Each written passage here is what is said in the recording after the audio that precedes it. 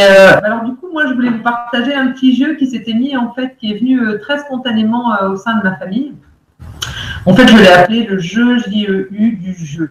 C'est-à-dire, c'est donc par rapport à toutes ces émotions qu'on va vivre dans notre vie les uns aux autres, et c'est apprendre à se responsabiliser par rapport à elles. Et en fait, au début, ce jeu, il est parti un petit peu avec juste avec mon époux. Disons, voilà, sur les enfants, hein, quand on est mère de famille, bah, des fois, tous les jours, c'est pas toujours facile. Alors, des fois, je dis, oh là là, il m'énerve, il m'énerve. Et donc, du coup, l'idée, c'était, je suis énervée. Et donc, je prends la responsabilité de ce que je vis plutôt que de le rejeter sur l'autre. Et du coup, ça a été un petit jeu qui s'est mis en place comme ça avec mon mari. On disait, tiens, aujourd'hui, on parle qu'au jeu. Et c'était vraiment très marrant. C'est vraiment parti en s'amusant.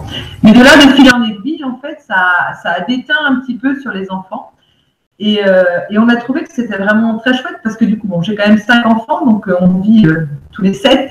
Et du coup, c'était, on s'aidait les uns les autres. En fait, quand il y en avait un qui arrivait, qui disait oui, il m'énerve. Non, tu peux parler au jeu, tu peux. Et du coup, c'était vraiment ramener l'enfant au lieu qu'il mette son énergie sur ce qui se passait à l'extérieur, de revenir à l'intérieur de lui. Et donc déjà, le premier temps, c'est de voir l'émotion, voir qu'elle lui appartenait. Et donc tout ça s'est fait vraiment spontanément au travers des expériences de la vie. Et je me souviens d'une petite anecdote là-dessus parce qu'il y a, je sais pas, mon fils devait avoir 5 ans, Mathieu.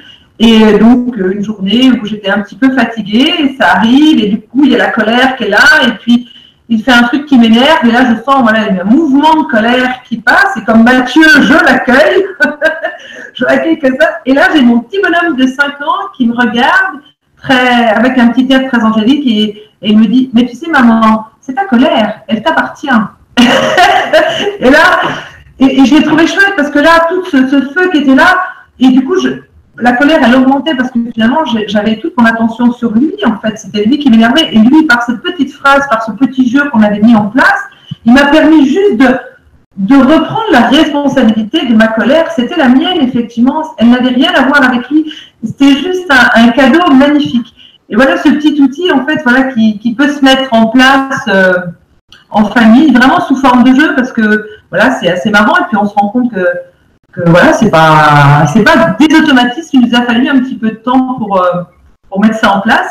Et puis après, comme les enfants sont un peu plus grands, en fait, des fois, quand ils arrivent à être dans des conflits, et que là, c'est vraiment la colère, et qu'ils n'arrivent plus à s'en sortir, et qu'ils vont en venir aux mains, du coup, souvent, ce que j'ai pris à faire, c'est on a des petites chaises, vous savez, d'enfants, et ce que j'ai pris à faire, c'est de les asseoir face à face, et moi je suis juste le médiateur qui est là, et je leur demande d'exposer à l'autre, je les invite en fait d'exposer à l'autre, que ce soit son frère ou sa sœur, en parlant au jeu. Et du coup c'est vraiment chouette parce que souvent en l'espace de 5-10 minutes, eh bien toute la colère qui était là contre l'autre, elle tombe, elle se dissout finalement d'elle-même. Et puis après, effectivement, par rapport à ce jeu, quand il y a des colères, moi je rejoins un petit peu Mathieu, même quand ils sont plus grands, en fait, de vraiment accueillir juste l'enfant,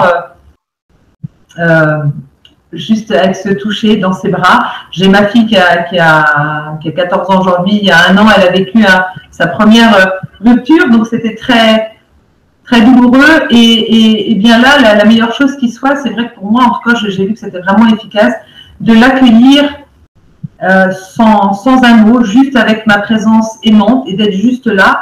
Et parce qu'à un moment donné, les mots sont de trop. Il y avait tristesse était là. Et juste, ok, je suis là. J'entends que tu es triste.